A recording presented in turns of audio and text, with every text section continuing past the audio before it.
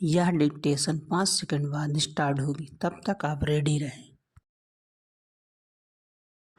Ready start. सभापति महोदय, जिस विधेयक पर इस सदन में चर्चा हो रही है उसका इस देश के अधिकांश लोगों ने और इस सदन में भी अधिकांश सदस्यों ने स्वागत किया है, इसलिए इसमें दो राय नहीं हो सकती कि यह विधेयक जनोपयोगी है।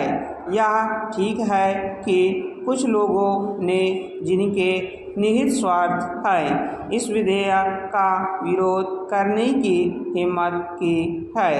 ऐसे लोगों में जनसंघ और स्वतंत्र पार्टी, जिनकी पूंजीवादी नीतियां हैं, उनका विरोध करना स्वाभाविक ही है। मैं आपके माध्यम से मंत्री महोदय से कह रहा था कि जहां तक विधेयक का स्वागत करने का प्रश्न है, यह जनोपयोगी है। जहां मैं इस विधेयक का स्वागत करता हूं, वहां यह भी निवेदन करना चाहता हूं कि इस कानून को सफल बनाने के लिए, जैसा प्रधानमंत्री ने सदन में अभी कहा, जो लोग इसका स्वागत करते हैं उनको उचित दृष्टिकोण और ईमानदारी के साथ काम करना चाहिए। हमारे देश ने गरीबी को दूर करने के लिए पंचवर्षीय योजनाओं के माध्यम से योजनाबद्ध तरीके से विकास के कार्यक्रम को चलाने की नीति अपनाई है।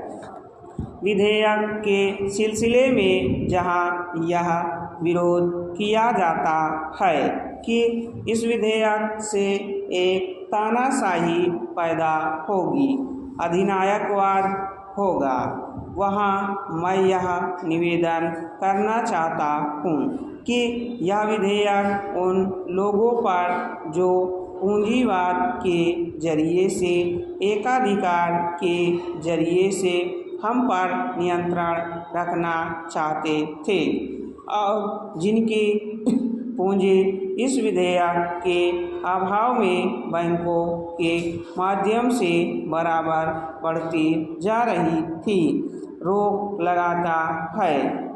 उनकी नीतियों का परिणाम यह हुआ, देश के चंद लोगों की पूंजी जो इन बैंकों के स्वामी थे अत्यधिक बढ़ गई। हमें मालूम है कि स्वतंत्रता के बाद देश में बिड़ला और टाटा की पूंजी किस प्रकार से कई गुनी बढ़ गई है।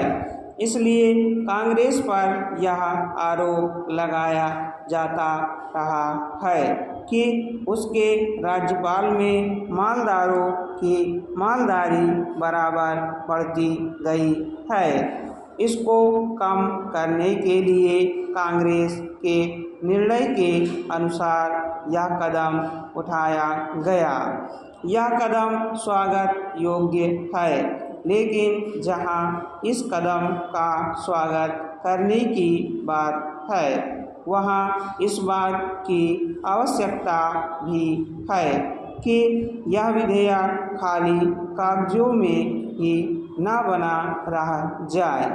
आज के ज़माने में हमारे शासन में जिस तरह से नौकरशाही का बोलबाला चला आ रहा है, जिसको यह सरकार समाप्त नहीं कर सकी है।